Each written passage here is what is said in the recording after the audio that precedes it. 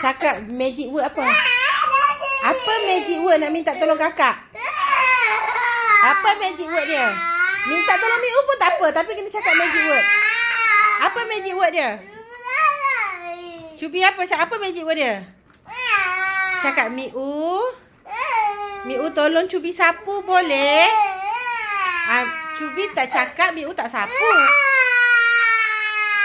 Miu tolong Cubi sapu boleh? Miu tolong cakap. Cakap macam tu. Miu. Cubi pergi pindah. Cubi nak pindah? Ya. Okey, bye-bye Cubi. Salam-salam Cubi nak pindah. Salam. Cubi nak pindah jauh Okey, salam. Sayang. Ya, sebab siapa buat sepah? Siapa buat sepah? Okey, cakap kat Miu. Miu tolong sapu boleh? Oh, ego tinggi melangit. Miu tolong sapu boleh? Tadi Cubi tahu dah naik ke Cakap kat Miu. Miu tolong Cubi sapu boleh? Tadi Cubi dah pinggul melai. Cubi nak Miu tolong sapu tak? Cubi nak Miu tolong sapu tak? Cubi, cakap Miu tolong Cubi sapu boleh? Miu tolong Cubi sapu boleh?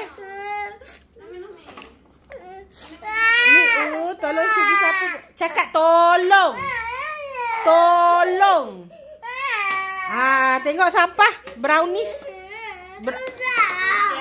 Brownies. Abi. Cubi buat tumpah dekat rumah Abi.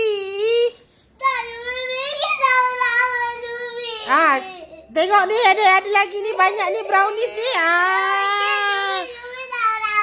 Brownies ni banyak lagi ni. Cubi nak pindah. Allah siap. Kalau nak pindah macam mana nak pergi Ion? Pergi playground. Macam mana nak pergi Ion kalau pindah? Baru je nak ajak pergi Ion. Semua orang sayang Cubi. Semua orang sayang Cubi. Cumanya kalau Cubi tak minta tolong, Cubi tak ada perkataan tolong, orang tak nak tolong. Cubi kena ada perkataan tolong. Kakak tolong sapu.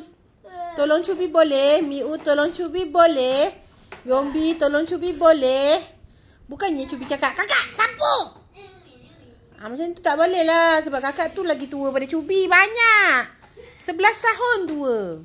Cubi suruh je. Elok-elok. Tak masuk tu. Tak masuk. Memang. Sebab cakap tolong. Tak ada. Cakap kat Miu tolong sapu boleh?